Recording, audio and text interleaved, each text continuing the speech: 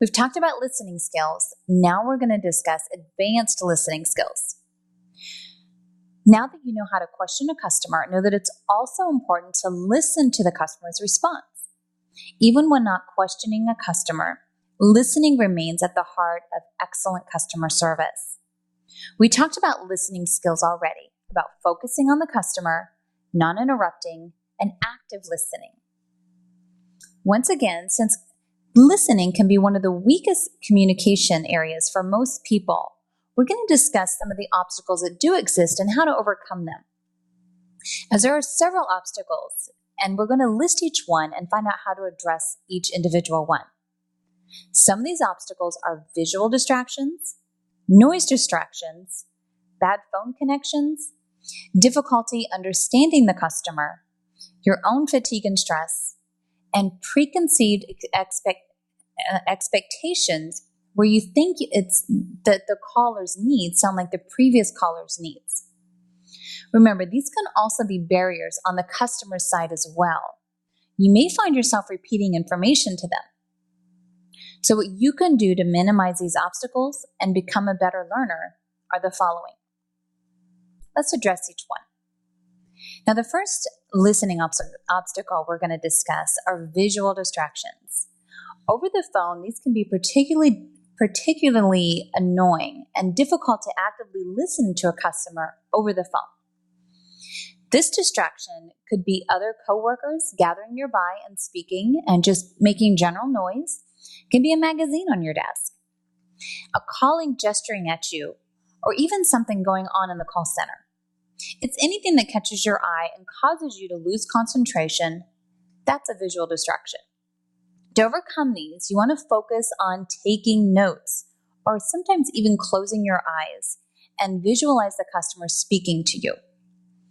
Here is a way to eliminate a few distractions. Take a look at your workstation.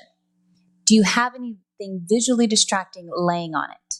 If so, just take 5 minutes to make your workstation more conducive to listening.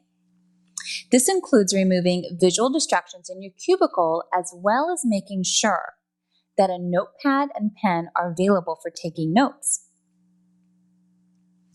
Another obstacle is the noise factor.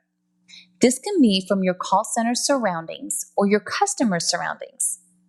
If it's your surroundings that are particularly distracting, one solution is to ask your supervisor about a different headset. This may help to filter out some of the background noises so that you can concentrate better. They're called noise cancellation headsets, and these may be available for your use. There are some people that require a quiet environment in order to concentrate. One thing that may help you is to have a visual focal point to help you feel as if you're in your own world. Once again, it may be helpful to take notes and have a visual focal point to help you maintain your concentration.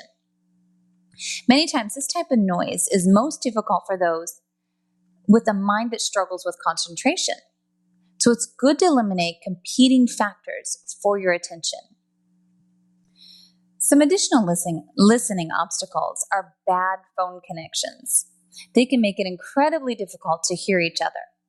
The best approach to overcoming this barrier is to ask the customer for their phone number so that you can call them back. Another obstacle is your own fatigue and stress, which can play a part especially during certain peak times of the day when you don't typically function at your best, and you've had several challenging customers, or there's just personal issues that are draining your energy. Some solution options are this. It's important during these times to take a break and regroup if possible. If it's not possible to take a break, then taking several deep breaths in a row will definitely help you just relax. Perhaps standing up instead of sitting down to take your calls is something that you can do to help. So taking deep breaths, minimizing distractions, and as well eliminating internal biases about the callers or their issues can help you focus a little better. Some of these biases may include just maybe the situation sounds like that same situation that you've had 10 times that day. But you need to go ahead and focus and listen to the customer to make sure it's not something just a little bit different. And just remember this, it's also good sometimes just to have a good laugh. It re-energizes your body.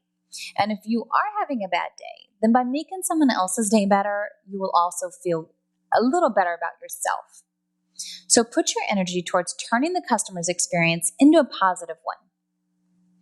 So I mentioned a little bit previously about preconceived expectations, how this can be a distraction to you while you're trying to listen. You think a customer is going to say something, and so you discontinue listening because you think you already have the answer. While many callers have similar problems, each caller has his own set of circumstances surrounding the call. So don't jump to conclusions and allow the customer to complete their explanation.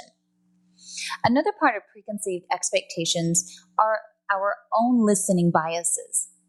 A customer that is not real educated about your product or service and isn't able to communicate well with you on that level is a big distraction to listening as well. You need to let the customer try and explain their need, then respond with some close-ended questions to help direct the call.